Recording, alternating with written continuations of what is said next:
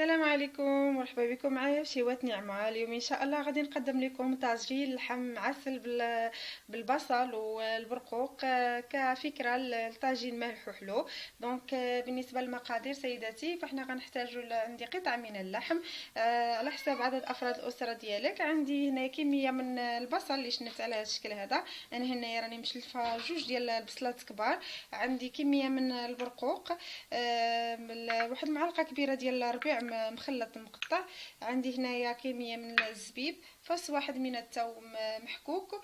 وبالنسبه للنصيب، انا هنايا ديجا عندي واحد البصله كبيره اللي شنفت على هذا الشكل هذا، قطعتها في الطاجين مباشره. وايضا بالنسبه للتوابل سيداتي، فغنحتاج الملح، زيت المائده بطبيعه الحال، الابزار، سكينجبير، راس الحانوت، القرفه مطحونه، عندي هنايا القزبر يابس والخرقوم البلدي. دونك ندوزو على بركه الله نشوفوا طريقه التحضير. دونك مرحله اولى سيداتي، انا هنايا راه ديجا واضعه الزيت والبصله وحده اللي قلت لكم انا شنفت، فوضعت معها القطعه ديال اللحم ديالي وغادي نخليهم كيتقلاو على نار مهيله حتى تعسل عندي هذيك البصل وتقلى عندي اللحمه. عاد غادي نضيف باقي المكونات. دونك فوالا غنغطي على الطاجين ونتلاقاو حتى يتحمر عندي البصله واللحيمات. كما كتشوف معايا سيداتي، هنايا تقلى الحيمه والبصل تقلاو مزيان في الطاجين. دونك في هذه المرحله غادي نضيف الفص ديال الثوم. انا خليته هنايا باش ما يتحرقش عندي، خليته حتى لهاد المرحله باش كاع ما يتحرق. دونك نحاول نوزعو على الطاجين، فص واحد كافي سيداتي. وغنبدا كندير في العطريه، الابزار،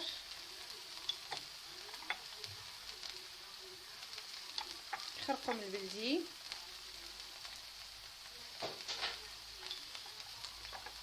قزبر يابس، سكينجبير،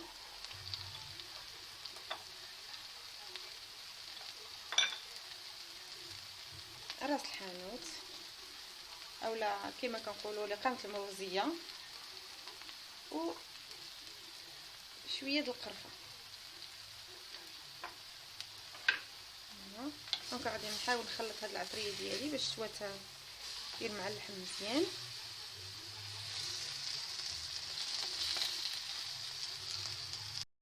من بعد ما خلطت العطريه مع ديك البصله واللحيمه، دابا غادي نضيف البصل من الفوق.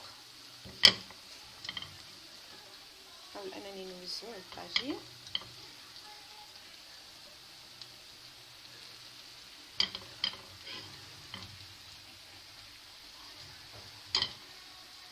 بالشكل هذا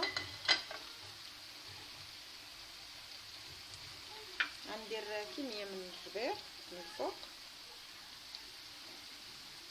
وكميه غنضيف الزبيب. انا هنايا راني غسلته ونقعته شويه ديال الماء سخون، خليته واحد 5 دقائق. دونك غادي نضيفه من الفوق على هذا الشكل هذا الفوق ديال الطاجين. نحاول انني نوزعه.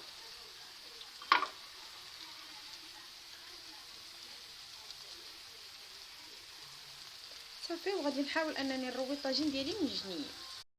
فوالا كنروي غير شويه من الجنيه، وغادي نغطيه ونخليه كيطيب على المهل بعافيه مهيله حتى يطيب تماما. ومره مره كنطلع عليه ونشوف الماء الا خصو الماء باش طيب عندي ديك اللحيمه مزيان والبصله حتى هي تعسل وتوقف معايا. دونك بالنسبه للبرقوق فهو غادي نحضروه على جنب بوحدو حتى الاخير عاد غنضيفوه. دونك نغطي الطاجين ديالي ونخليه كيطيب على المهل ديالو.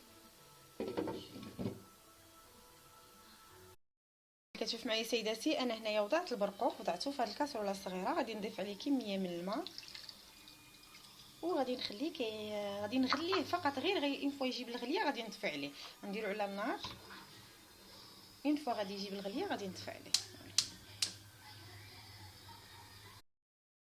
كما كتشوف معايا هنا البرقوق راه غلا سيداتي وانتفخ الحجم ديالو. دونك انا هنايا غادي نطفيه ونخليه على جنب حتى يطيب عندي الطاجين ديالي. فوالا حنا غنطلعوا عليه.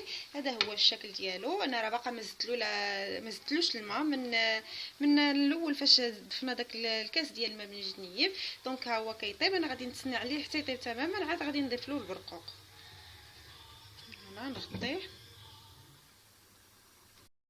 كتشوف معايا سيداتي انا هنايا راني غسلت شويه ديال المرق، ما عزلتهم من طاجين نجنيب وضعتهم على البرقوق اللي سبق لي وغليت وحتى تنفخ معايا، عاد طفيت عليه البوطه. دونك هنايا في هذه المرحله راني ضفت له قليل من المرق. في هذه المرحله هذه غادي نضيف له